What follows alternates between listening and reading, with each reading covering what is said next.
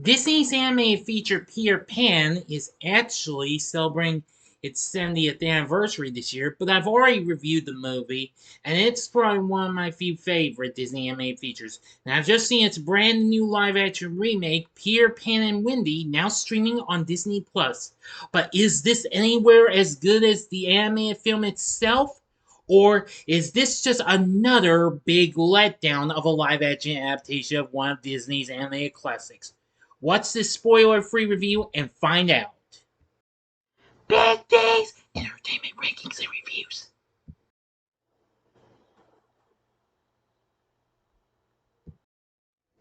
So, greetings, my fellow YouTubers, and welcome to Big D's Entertainment Rankings and Reviews. My name is Doyle, better known to as the Big D, and this time around I bring to you a spoiler free review of the 2023 fantasy adventure flick Peter Pan and Wendy, released by Disney, which premiered exclusively on Disney Plus last month in April of 2023. Directed by David Lowery from a screenplay co-wrote with Toby Halbergs. This, of course, is a live-action adaptation of Disney's 1953 animated film Peter Pan, in turn based on the play Peter Pan or The Boy Who Wouldn't Grow Up, also known as Peter and Wendy by J.M. Barrie. The film stars Alexander Molony in his film debut, along with Ever Anderson, who recently played the young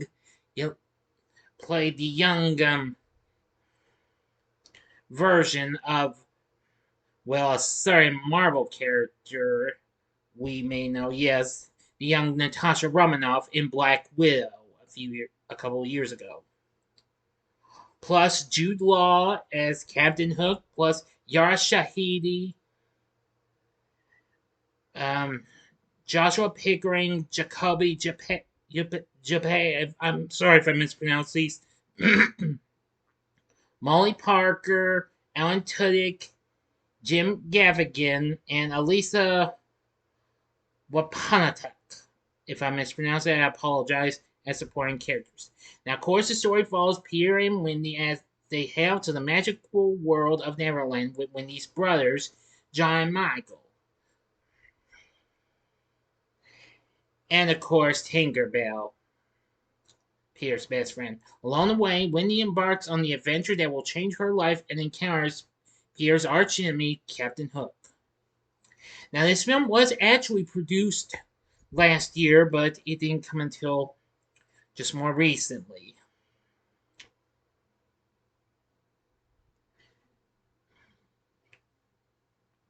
Now, the film was actually to come to Disney Plus at first, but then they scheduled it for theatrically until late 2020 due to, well, you know what. And so it would be sent back to Disney Plus to be exclusive again and was released on April 28th, 2023. To some factually okay and mixed response. According to Rotten Tomatoes, who has it at 64%, they say the film's obligatory fidelity to the animated classic keeps it from achieving Neverland Nirvana, but David Lowery's pensive direction gives this rendition some of its own magic. I agree.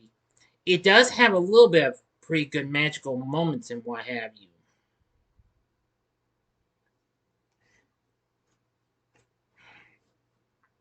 And well, I do think that I do like how some of the characters are and what have you. Now, of course, aside from Alexander Molony, who played Peter Pan, it wasn't too bad. Ever Anderson as Wendy, I really thought she was very good. Jude Law playing Captain Hook, well, not bad. I mean, not quite as good as I liked Jason Isaacs in the 2003 Peter Pan movie, which I've got to revisit that and review that one day. Or heck, even Dustin Hoffman from Hook. And let's see who. Yara Shahidi, who you may know her from Blackish and Grownish, plays Tinkerbell. And at first I didn't know what to think, but it seems I proved that I was kind of, how should I put it this way? Wrong. This gal here, I think she did not bad.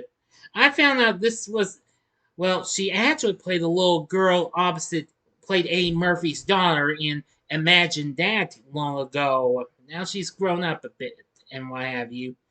Of course, she's recently appeared in films like Detective Pikachu. The Sun is also a star, and well, and she more recently lent her voice to Paw Patrol the movie. So anyway, yeah, so she's fine, what have you.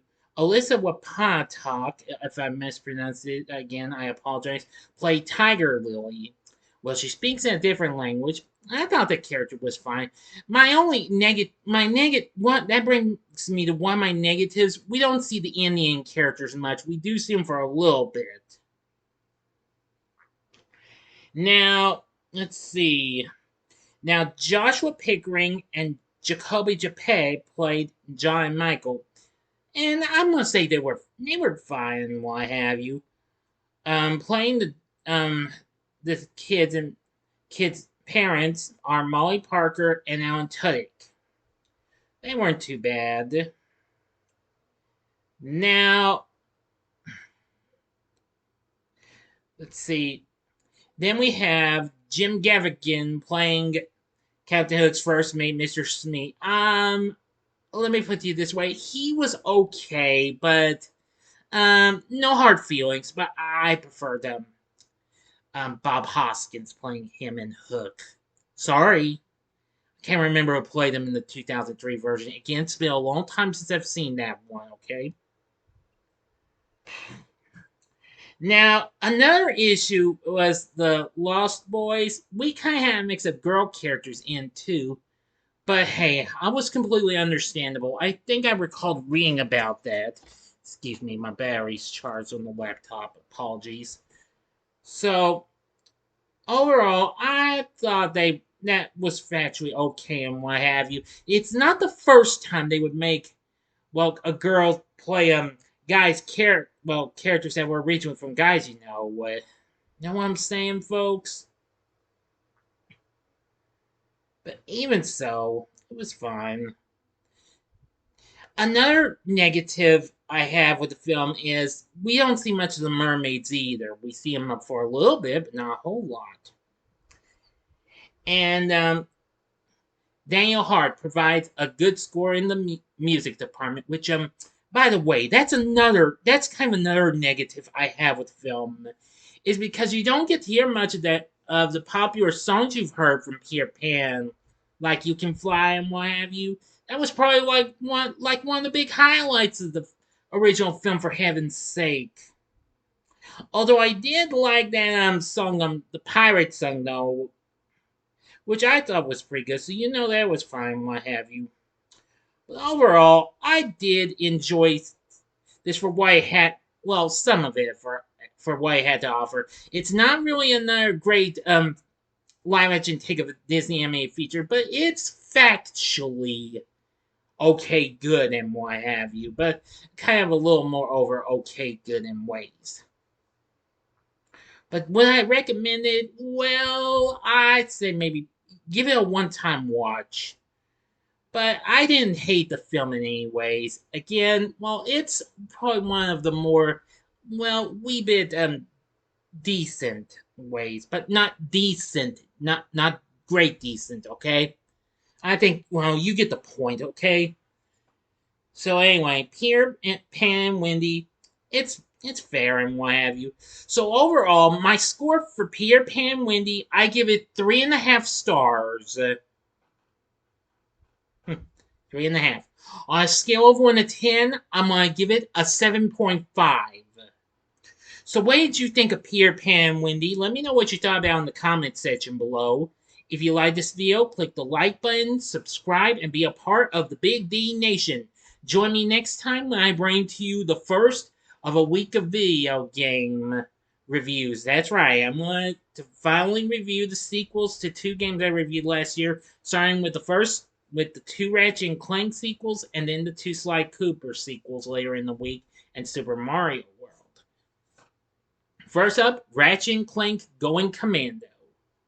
So I do hope you enjoyed this, and if you did, check out my reviews for these other takes on Peter Pan. In the upper left-hand corner is my review of the original animated classic itself from 1953.